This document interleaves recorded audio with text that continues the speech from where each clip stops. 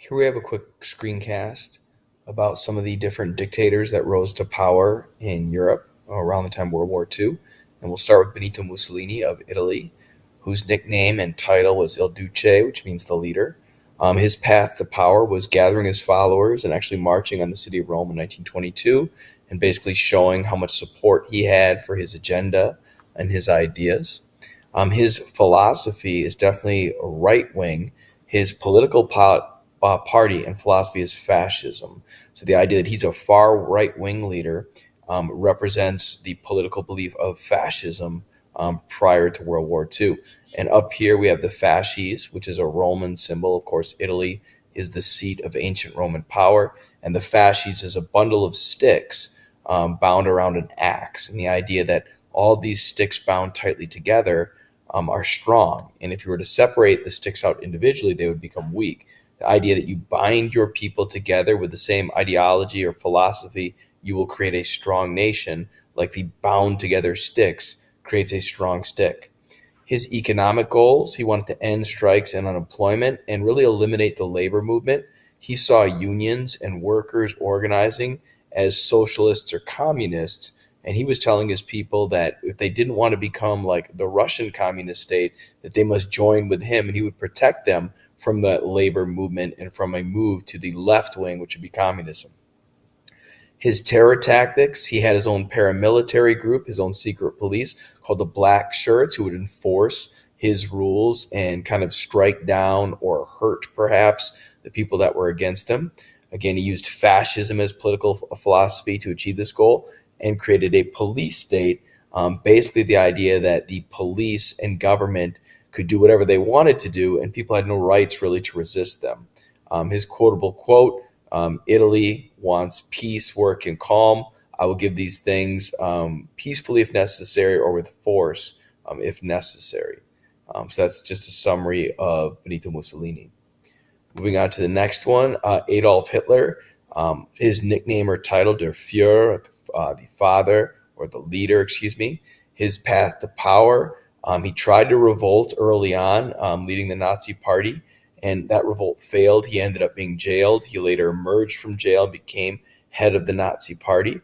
He was appointed chancellor by the German government when they realized that if you wanted to get anything done in Germany, you had to have kind of the approval of the Nazi Party. They weren't a majority, but they had won enough percentage, a high enough percentage of seats to show that they were a significant political force.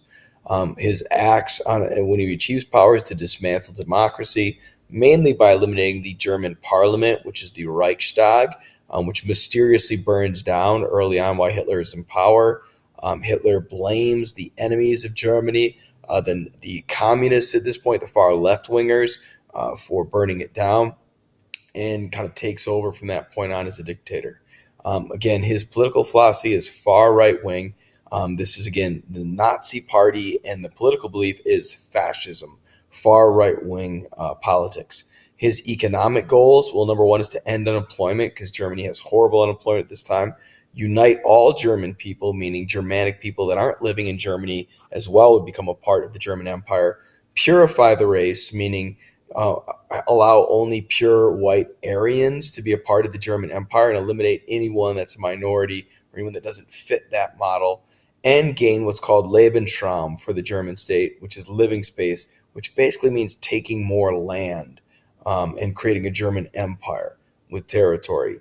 His terror tactics, well, Mussolini had the black shirts, Hitler has the brown shirts, his paramilitary group. Fascism, again, is a part of this. His soldiers, which are called stormtroopers, the creation of concentration camps, again, to put his political enemies in, to terrify people, and later the death camps that he would use to eliminate Jews not only in Germany, but in Eastern Europe as well. His quotable quote, all propaganda has to be popular and has to accommodate itself to the comprehension of the least intelligent of those it seeks to reach. This idea that the main ideas of the government had to be very simple, so that everyone understood them and that you could gain the people's support. You could not be too complex. Next, we move to the far left wing, where we have Joseph Stalin of Russia. His nickname was Man of Steel. Stalin means Man of Steel. His path to power was to eliminate all of his political opponents after the death of Russia's previous leader, Lenin. And so he had them kind of interrogated and executed and just maneuvered to eliminate anyone that might challenge him for authority in Russia. His political alignment is far left wing, and his political party and philosophy, Communist Party, and his political philosophy, totalitarianism. Totalitarianism being the idea that the government seeks to have total control over the lives of the average citizen. His economic goals, well, the main thing he wanted to do is industrialize the Soviet Union.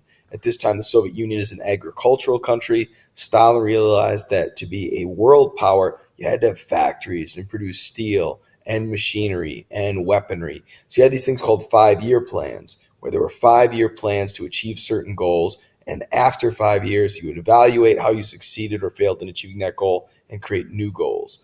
Another thing that he wanted was economic equality, which is a central goal of communism, is that all citizens are equal economically.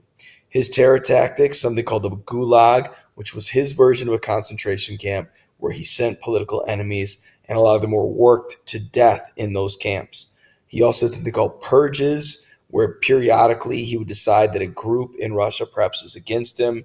There would be mass arrests, interrogations, and the people that were a part of that purge would either be sent to the Gulag or just flat out executed. His quotable quote, death solves all problems, no man, no problem. The idea that his way of dealing with political opponents was flat out elimination. Our last dictator is Tojo, and his nickname is Kamisori, which means razor, not because of anything involved with cutting, but because of how intelligent he was as a military cadet. His path to power, he was appointed by the emperor. At the time, the emperor of Japan is Hirohito. Hirohito appoints him to end the economic depression in Japan. These are right-wing people. They're fascists, but they're also called nationalists, extreme nationalists, or militarists. And so when you are a part of the military and you're running the country and you have extreme love of your own country and promote your country above all others, that is extreme nationalism. His economic goal, it's hard to say. We do know that Japan wanted to employ more people, kind of create jobs, and also gain resources to make them an industrial power. His terror tactics, eugenics is a part of this, which is selective breeding, taking the best Japanese and having them breed to produce superior Japanese offspring, and that is at the core of eugenics. That's kind of the Japanese version of master race. Wasn't so much eliminating all others, though they did some of that. It was about creating the best possible Japanese people within their society. He also used indoctrination, which is basically brainwashing, teaching people early on that the emperor was a god and that the leaders were infallible, they could not make mistakes, and that it was wrong to question the leader. And that as you as a Japanese citizen were all descended from the emperor, and the emperor was descended from a god, then you were all divine and had a special place in the world. He's also known for mass attacks on civilians.